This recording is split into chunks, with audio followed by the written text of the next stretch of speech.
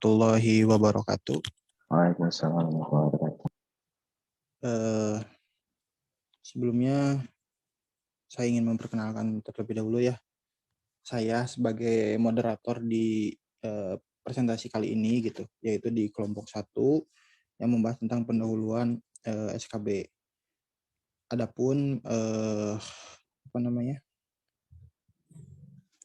bisa share screen aja ya, soalnya ada perkenalan juga gitu di dalam ini ya, di dalam PPT-nya.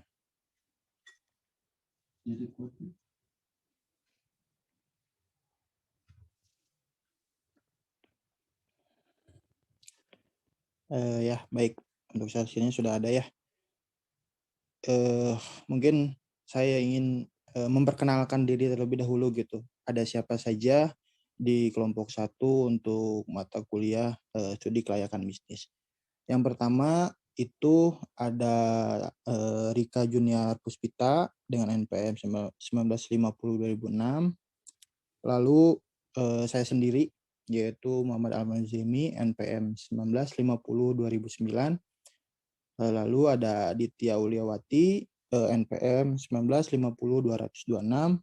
Lalu ada yang terakhir itu ada Kang Asep Taufik Hidayat dengan NPM 1950-230. Nah, itu untuk nama-nama di kelompok 1 mata kuliah SKB.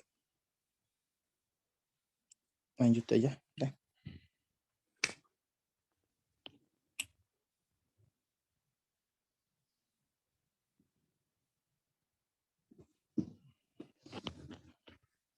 Next.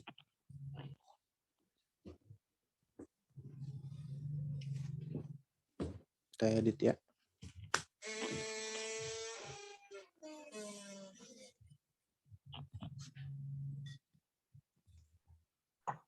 Baik, Assalamualaikum warahmatullahi wabarakatuh. Waalaikumsalam warahmatullahi wabarakatuh. Di sini saya akan menjelaskan mengenai materi 1 ya. Di sini ada pengertian. Nah, jadi di sini itu ada pengertian studi kelayakan bisnis adalah analisis tentang kelayakan sebuah bisnis. Dengan adanya studi kelayakan bisnis ini diharapkan mampu memberikan gambaran apakah suatu bisnis tersebut itu mempunyai manfaat, keuntungan, dan juga kelayakan untuk bisa dilaksanakan serta mampu meminimalisir risiko. Nah, jadi dengan diadakannya studi kelayakan bisnis ini itu biar sebelumnya gitu ya, para pelaku usaha itu mengetahui dari manfaat, keuntungan, dan kelayakan dari bisnis tersebut. Jadi nantinya pada pelaksanaannya itu dapat meminimalisir risiko. Seperti itu. Nah, biasanya gitu ya, dari studi kelayakan bisnis ini itu merupakan proyek yang berupa investasi gitu. Jadi maksudnya di sini itu proyek di sini itu memiliki arti suatu pendirian usaha atau bisnis yang nantinya itu akan menyediakan suatu barang atau jasa yang akan di mix gitu ya ke produk yang sudah ada seperti itu. Nah, selanjutnya Aditya punten. Bisa sambil next mungkin si PPT-nya. Ini udah. Belum kepindah di sini mah. Nggak ubah soalnya. Kayaknya sinyal deh, sebentar ya. Itu masih di mana PPT-nya? Si yang pertama. Di stop share coba, di share ulang. Oh iya, sebentar Pak.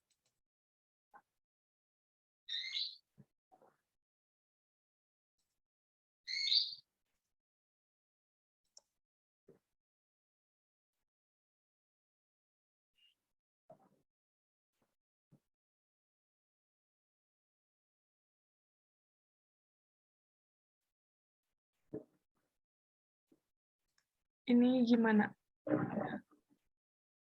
Coba di next. Coba. Nah, udah ini. Udah. Ya. Lanjut aja ya. Sok, mangga.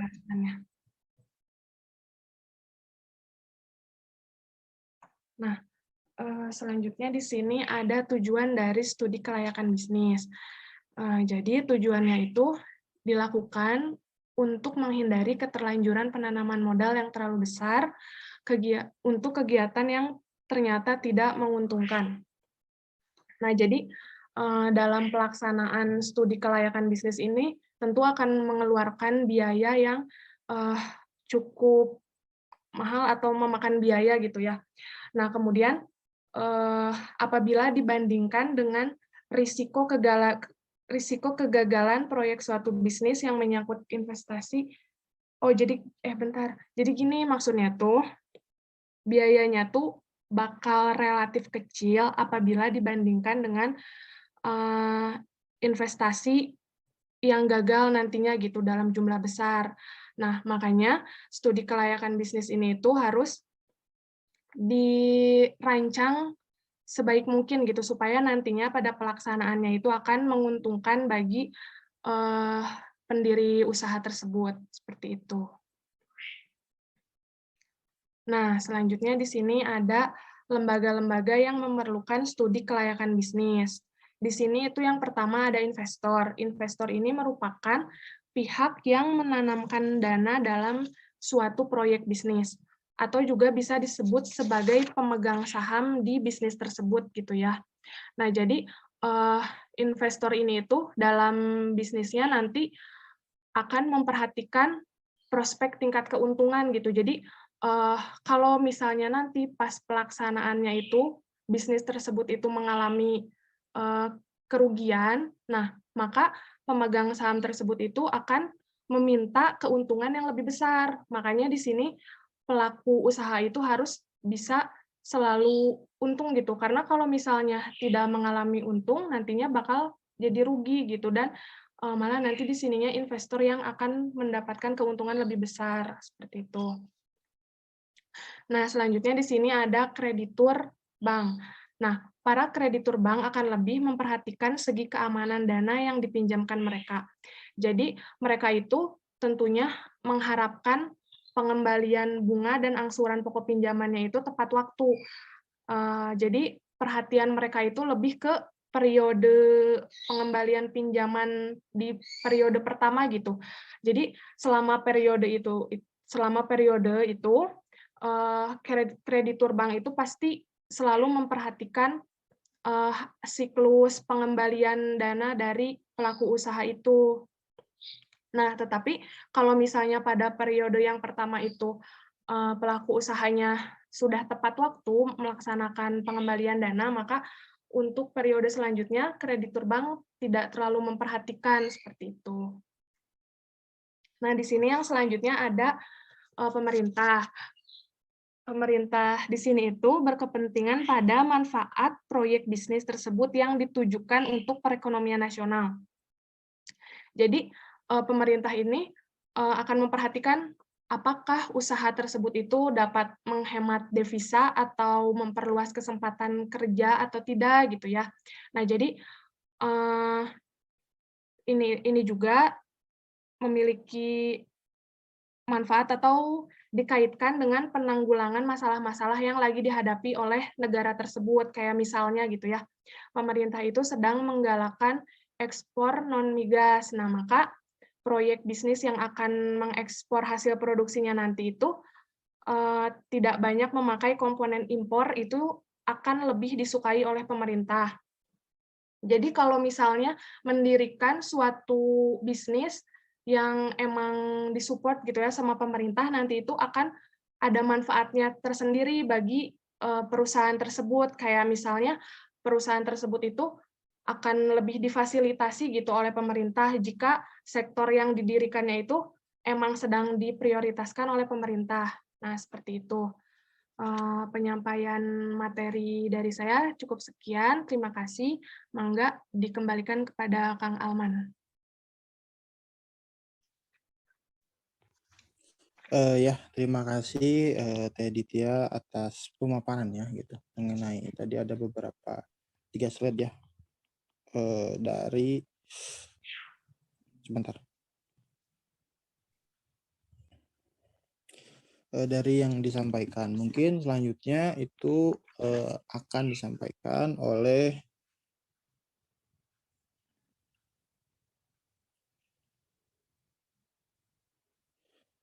akan disampaikan oleh Kang Asep mengenai ruang lingkup studi kelayakan bisnis. Mangga kepada Kang Asep untuk dijelaskan.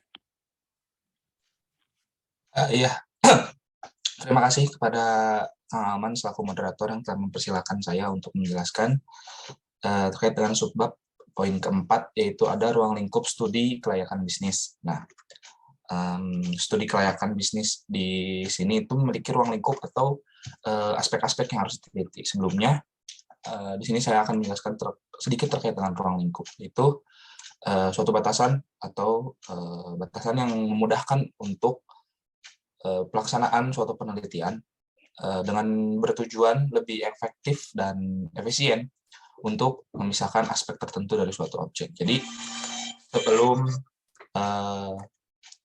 kita meneliti atau kita menggunakan suatu studi kelayakan bisnis, ada beberapa aspek atau ruang lingkup yang harus diteliti. Yang pertama di sini ada aspek hukum. Nah, menyangkut semua legalitas atau rencana bisnis yang akan kita laksanakan dan yang pasti meliputi ketentuan hukum-hukum yang berlaku. Yang diantaranya yang pertama itu ada aspek hukum di perizinan. Perizinan di sini itu ada izin lokasi dan izin usaha.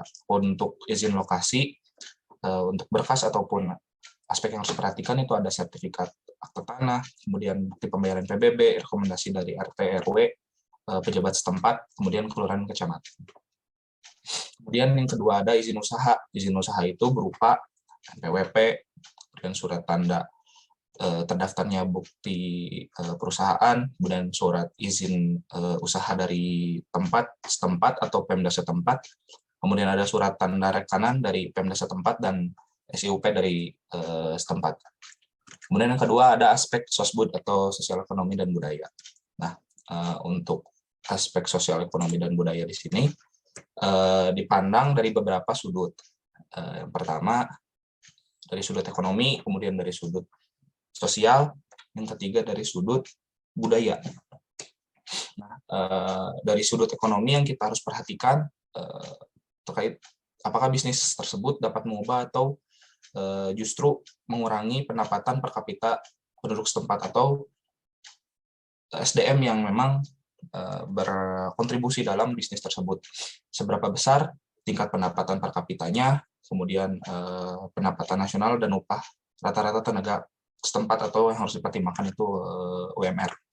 Kemudian yang kedua ditinjau dari aspek sudut sosial. Nah, apakah dengan adanya bisnis tersebut bisa menjadi lebih ramai, kemudian lalu lintas menjadi lancar, ataupun jalur komunikasi dan listrik, air dan sebagainya itu harus pun diperhatikan gitu ya. Nah, untuk mendapatkan itu semua kita perlu melakukan adanya wawancara, kemudian kuesioner ataupun terjun langsung ke daerah tersebut. Nah, untuk melihat apakah suatu proyek tersebut layak atau tidak dilakukannya dan sesuai dengan keinginan seorang investor atau penanam modal atau saham yang bekerja sama dengan perusahaan kita atau bisnis kita. Yang ketiga ditinjau dari sudut budaya. Nah, budaya di sini dikaji mengenai dampak keberadaan bisnis tersebut terhadap kehidupan atau adanya masyarakat setempat atau kebiasaan adat setempat. Nah, itu harus diperhatikan ataupun bisa dijadikan bahan pertimbangan gitu untuk aspek sosial ekonomi dan budaya. Kemudian yang ketiga ada aspek pasar. Nah, aspek pasar di sini kita harus mengkaji apakah ada peluang untuk pasar dengan produk bisnis kita dan ya yang dihasilkan oleh produk kita dan dipasarkan sesuai dengan aspek yang tadi yang sudah kita kaji sebelumnya, ada hukum dan sosial ekonomi budaya. Nah, kemudian dapat dilihat dengan hal-hal berikut. Yang pertama ada kita harus memperhatikan berapa besar luas pasarnya, kemudian mengukur atau memperhatikan permintaan dan penawaran dari konsumen, kemudian pertumbuhan permintaan, tren dan proyeksi dari apa yang diinginkan oleh konsumen dan apa yang diinginkan oleh pembisnis tersebut. Kemudian persaingan antar produsen, nah itu pun harus dijadikan pertimbangan apakah kita bisa melakukan bisnis tersebut. Ada bisnis yang sama seperti kita, mungkin kalau memang ada, ya kita harus mempersiapkan terkait dengan persaingan tersebut. Kemudian siklus hidup produk, dan yang terakhir ada ketergantungan usaha terhadap produsen, konsumen, dan SDA. Selanjutnya ada aspek pemasaran. Nah, aspek pemasaran juga di sini ada beberapa hal yang memang harus dikaji dan diperhatikan. Yang pertama ada segmenting, targeting, dan positioning. Segmen atau pasar, segmen dari yang kita tentukan dan yang kita inginkan itu seperti apa. Target dari bisnis kita tuh memang harus jelas, mau arah kemana ataupun mau seperti apa. Dan positioning kita, penempatan kita selaku usaha bisnis gitu, yang baik itu seperti apa. Dan yang kedua ada sikap perilaku dan kepuasan konsumen. Nah, itu pun harus diperhatikan. Ketiga ada strategi, kebijakan, dan program pemasaran. Nah, pemasaran di sini juga menjadi hal yang intens gitu kalau memang sekarang, apalagi di era digital, berbagai strategi kebijakan itu harus diterapkan menyesuaikan dengan adanya perubahan atau era digitalisasi sekarang. Kemudian ada pembawaran pemasaran terkait dengan 4P, ada produk, price, flash, dan promotion. Selanjutnya ada aspek teknis dan teknologi. Nah, di sini pun ada beberapa hal yang memang harus diperhatikan. Pertama ada pemilihan strategi produksi, itu strateginya seperti apa, apakah memang kita apabila membuat sesuatu atau membuat produk, kita tidak bisa memproduksi langsung banyak misalnya. Kita harus memperhatikan dari yang tadi sudah disinggung juga terkait dengan permintaan dan penawaran dari konsumen. Nah, apabila memang permintaannya tinggi, mungkin ketersediaan barang pun itu bakalan banyak.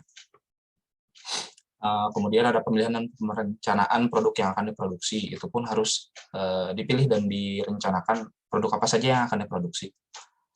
Selanjutnya ada pemilihan teknologi yang digunakan mungkin seperti mesin-mesin, kemudian ada juga ya memang kalau usaha di bidang digitalisasi gitu, ada dari gadgetnya gitu, itu harus direncanakan atau harus dipersiapkan. Kemudian ada pengawasan kualitas produk, itu harus tetap terjaga karena sebagai pelaku usaha juga itu harus memperhatikan produk sesuai dengan SOP yang berlaku. Kemudian dari lokasi pabrik dan layout pabrik juga itu harus diperhatikan karena jika memang pabrik tersebut mengganggu ketentraman atau wilayah dari masyarakat umum, itu pun harus diperhatikan, mungkin bisa lebih jauh dari masyarakat pedestrian umum biasa.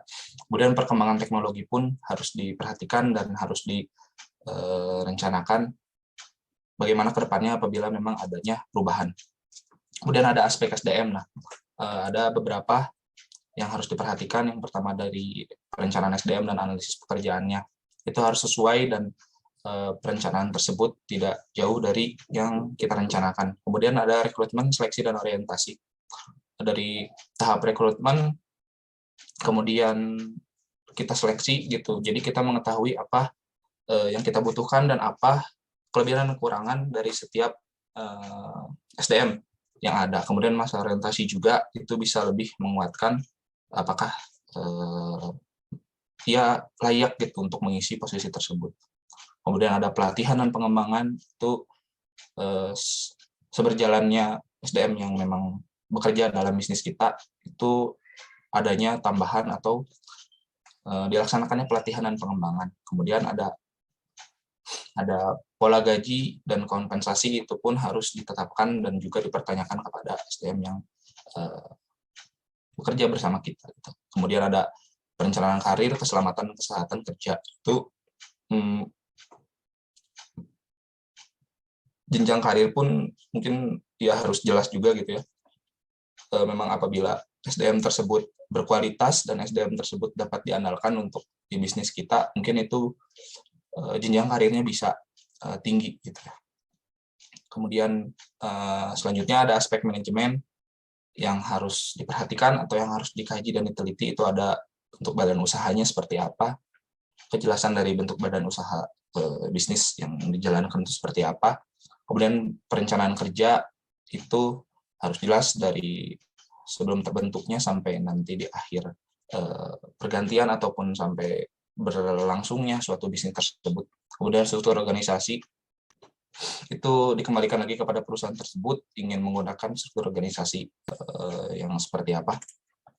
Itu nanti bisa disesuaikan dengan SDM-SDM yang mengisi jabatan atau mengisi kekosongan dari setiap struktur organisasi tersebut. Kemudian untuk koordinasi, implementasi, dan controlling. Nah, itu harus berjalan antar individual dari struktur organisasinya. Yang terakhir ada aspek keuangan. Ini pun harus dikaji terkait dengan jumlah dana yang dibutuhkan itu sebesar apa, kemudian struktur pembiayaan, terus ada pemilihan investasi, apakah konsepnya berbentuk membeli, kemudian apakah sewa, ataupun konsepnya itu sebuah kerjasama. Nah, mungkin dapat dilihat juga gitu dari gambar yang kita lihat di sini. Apabila seluruh aspek ataupun ruang lingkup yang dibahas untuk terbentuknya suatu studi kelayakan bisnis yang efektif dan efisien, nah jika memang seluruhnya telah ada gitu, itu bisa dikatakan layak. Mungkin apabila tidak ada yang memang kurang ataupun tidak terbahas atau tidak terkaji, itu bisa dikatakan tidak layak. Nah, apabila memang layak, nah nanti akanlah muncul suatu inovasi atau gagasan terkait dengan studi kelayakan bisnis. Kita mengetahui apa yang harus dievaluasi ataupun memang apa yang harus ditingkatkan. Nah, mungkin terkait dengan pembahasan dari ruang lingkup studi kelayakan bisnis saya cukupkan. Untuk selanjutnya mungkin akan dibahas oleh rekan saya selanjutnya. Saya kembalikan lagi kepada moderator Kang Aman. Terima kasih.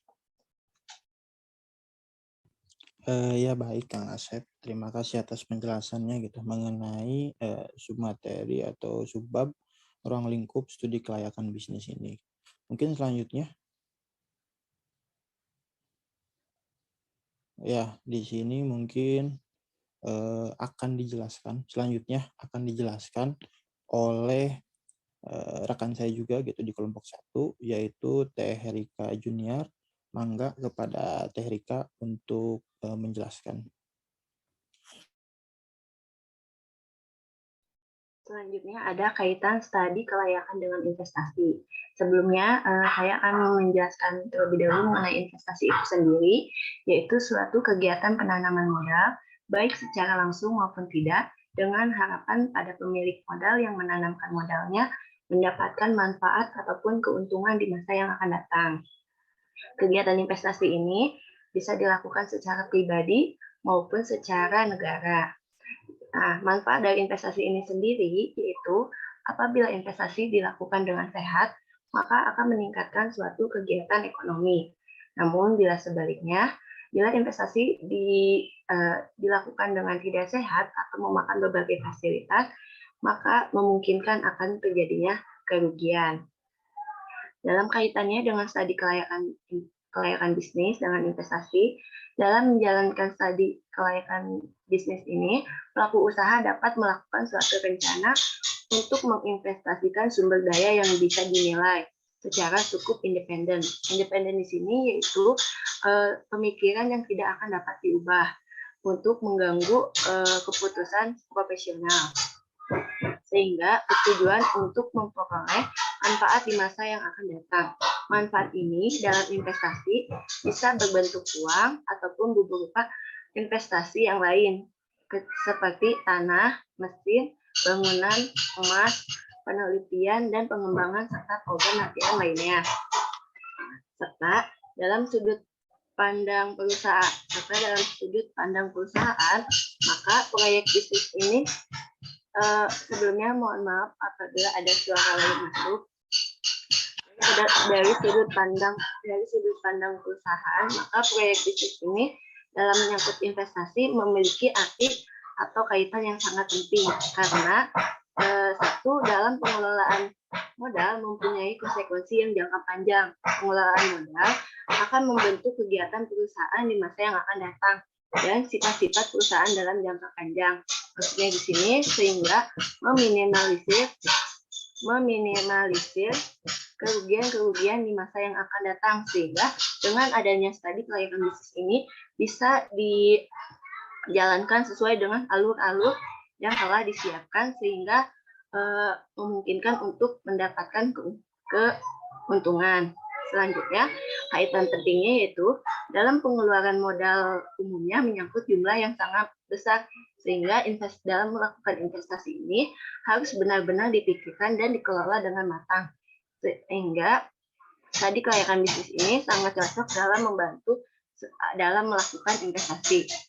Selanjutnya yaitu komitmen dalam berinvestasi ini tidak mudah diubah karena apabila sudah menanamkan dana, maka dana yang masuk tidak akan semena-mena dapat diambil secara tiba-tiba atau secara sepihak karena dalam investasi ini merupakan suatu kegiatan dalam jangka panjang. Sekian bahasan kaitan tadi kelayakan dengan investasi dari saya. Selanjutnya saya lanjutkan kepada moderator. Terima kasih. Ya, baik. Terima kasih Teh Rika atas penjelasan untuk subbab mengenai keterkaitan studi kelayakan dengan investasi. Lalu mungkin selanjutnya, Teh Ditya.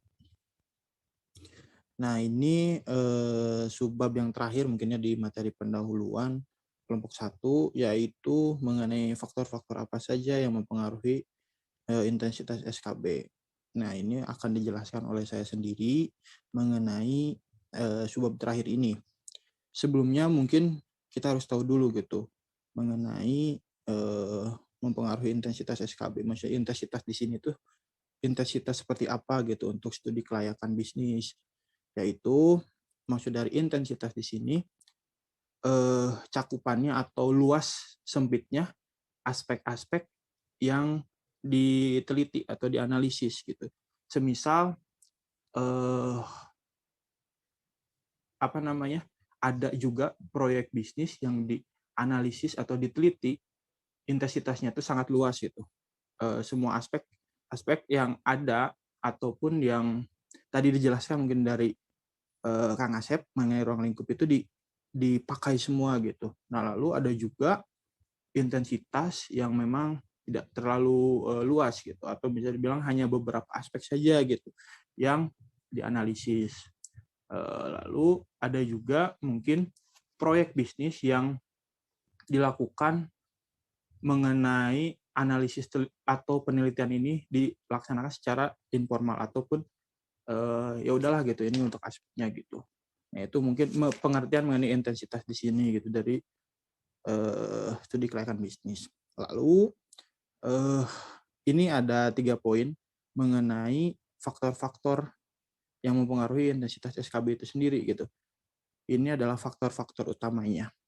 Yang pertama mungkin itu ada besarnya dana yang ditanamkan, yang kedua itu ada tingkat ketidakpastian proyek bisnis, yang ketiga kompleksitas elemen-elemen yang mempengaruhi proyek bisnis. Yang pertama, di sini itu ada besarnya dana yang ditanamkan. Pengertiannya umumnya semakin besar jumlah dana yang ditanamkan, semakin mendalam studi yang perlu dilakukan.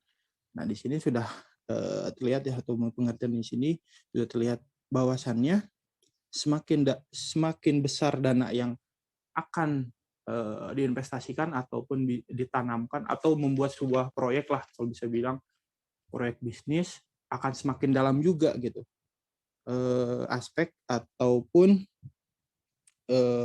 studi yang dilakukan gitu.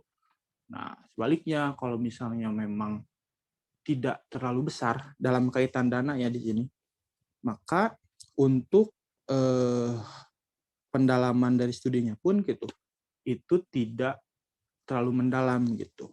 mungkin saya ambil contoh saja gitu ya, untuk yang mendalam gitu, atau misalnya dana yang memerlukan dana besar, yaitu pembuatan sebuah kilang minyak gitu.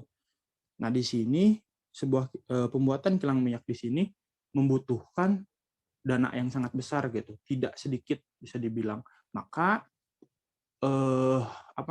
dana yang diperlukan untuk pembuatan kilang minyak ini sangat besar, dan juga analisis mengenai proyek bisnis ini juga harus secara mendalam, karena biasanya untuk proyek-proyek yang besar yang memerlukan analisis mendalam itu akan menyangkut pautkan sosial ekonomi gitu. Maksudnya sosial ekonomi di sini yaitu menyangkut terhadap masyarakat umum gitu, akan mempengaruhi gitu beberapa ekonomi gitu. Semisalnya seperti itu. Lalu untuk contoh yang tidak menggunakan ataupun bisa dibilang tidak memerlukan dana yang besar gitu ya. Untuk yang tidak memerlukan dana besar, contohnya itu seperti dealer mobil. Nah, di sini dealer mobil, kenapa saya bilang tidak membutuhkan dana besar? Karena tidak sebesar pembuatan kilang minyak gitu, dan juga tidak terlalu mempengaruhi mengenai sosial ekonomi, tapi lebih mempengaruhi terhadap individual dirinya masing, atau misalnya lingkungannya lah gitu, tidak mempengaruhi secara masyarakat luas. Berapa sih gitu misalnya besaran dana yang ditanamkan gitu. Contohnya mungkin tadi yang saya bilang gitu, pembuatan kilang minyak ya. Kilang minyak yang saya dapatkan gitu di internet mengenai pembuatan kilang minyak itu pada tahun 1 Juni 2020 datanya, itu pembuatan kilang minyak salah satu di kota mungkin di Jawa Timur, PT Pertamina mungkin, yang membuat kilang minyak ini harus membutuhkan dana sekitar 15 miliar. Bukan 15 miliar rupiah, tapi 15 miliar US dollar atau sekitar 214 triliun kalau nggak salah. Nah, di sini kan dananya emang sangat besar gitu, dan juga akan mempengaruhi gitu tentang sosial ekonomi yang ada di Indonesia. Lalu tadi dealer mobil mungkin itu tidak terlalu besar untuk biaya sebesar kilang minyak itu gitu.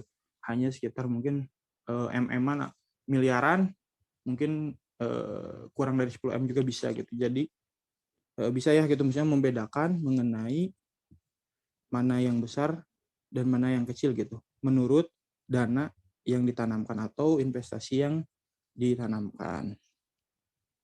Itu. Lalu yang kedua itu ada tingkat ketidakpastian proyek bisnis.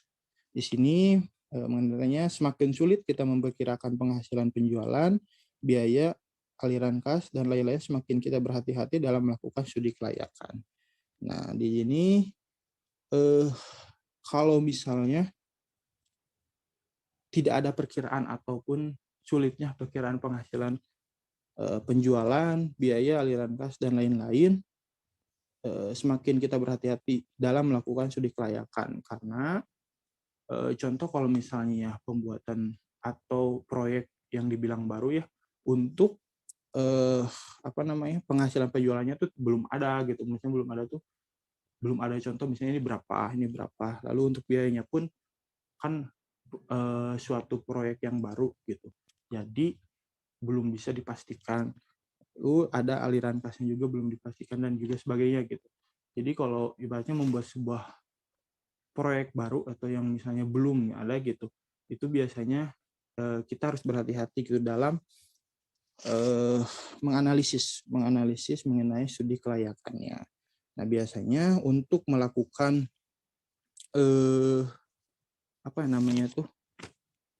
supaya tidak terjadi kegagalan dalam proyek studi gitu ya, semakin kita berhati-hati, ada beberapa aspek juga gitu yang harus kita pertimbangkan. Bukan aspek, cara untuk mengatasi supaya tingkat keberhasilan dari proyek bisnis itu bisa berjalan dengan lancar. Yang pertama mungkin ada analisis mengenai sensitivitas gitu, yaitu kenaikan harga dari barang konstruksi, barang produksi, bahan baku itu dianalisis supaya kita tahu gitu mengenai apa yang akan kita buat gitu ya, itu proyek bisnis yang akan kita buat. Lalu ada taksiran konservatif, itu kebiasaan pun harus kita dianalisis juga supaya proyek bisnis yang kita buat ataupun yang akan kita buat itu bisa semakin berhasil lah gitu. Lalu mungkin yang terakhir ini yang ketiga itu ada kompleksitas elemen-elemen yang mempengaruhi proyek bisnis. Di sini penjelasannya setiap proyek bisnis dipengaruhi dan juga mempengaruhi faktor-faktor lainnya. Maksudnya di sini sebuah proyek bisnis itu bisa dipengaruhi dan juga bisa mempengaruhi juga gitu terhadap faktor-faktor yang lain. Semisal contoh untuk proyek bisnis pembuatan mobil listrik. Untuk pembuatan mobil listrik ini dipengaruhi apa sih gitu. Untuk misalnya harganya lah ya, misalnya untuk harga dari pembuatan mobil listrik dipengaruhi oleh apa saja gitu. Yang pertama mungkin itu terhadap tinggi rendahnya harga bahan bakar atau bahan bakar minyak gitu. Karena kan memang di sini kita akan membuat mobil tenaga listrik gitu. Jadi ya kita lihat gitu untuk pesaingnya ataupun ibaratnya kebalikannya dari proyek bisnis yang akan kita buat. Itu yang akan dipengaruhi. Lalu si proyek bisnis ini pun bisa mempengaruhi terhadap pembuatan proyek-proyek yang baru gitu. Salah satu contohnya kan di sini kita akan membuat mobil tenaga listrik ya. Itu akan mempengaruhi terhadap proyek bisnis yang baru, semisal tempat penyimpanan listriknya nih gitu, yang hemat bagaimana gitu. Jadi kita membuat sebuah tempat penyimpanan listriknya agar bisa lebih hemat gitu. Itu akan membuat sebuah proyek bisnis yang baru. Lalu yang kedua, model mobilnya juga gitu bisa dikembangkan lagi, akan semakin berkembang. Jika ada proyek bisnis ini maka akan mempengaruhi beberapa sektor-sektor proyek bisnis yang lainnya juga. Seperti itu mungkin untuk poin yang ketiga. Nah, itu mungkin ya penjelasan dari saya mengenai faktor-faktor yang mempengaruhi intensitas SKP. Nah, di sini karena ini adalah materi yang terakhir atau subbab yang terakhir di pendahuluan atau pendahuluan SKB, cukup sekian dari kami. Mungkin selanjutnya dibuka sesi tanya jawab ya Pak ya? Ya, kalau ada pertanyaan silakan dari kelompok yang lain atau dari mahasiswa-mahasiswa yang lain. Ya, baik. Enggak, kepada teman-teman semuanya, bila ada yang ditanyakan mengenai tadi dari pertama yang dijelaskan oleh Teditya sampai yang dijelaskan saya. Jika misalnya memang ada yang kurang jelas atau ada yang ingin ditanyakan, mangga resen aja.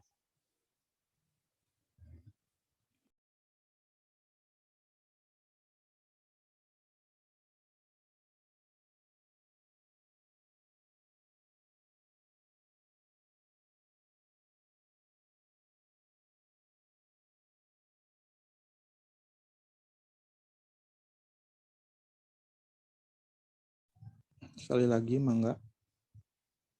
Bila ada yang mau ditanyain mengenai materi dari sub 1 sampai sub 5, dari sub 6 mungkin. Mengenai pendahuluan dari SKB.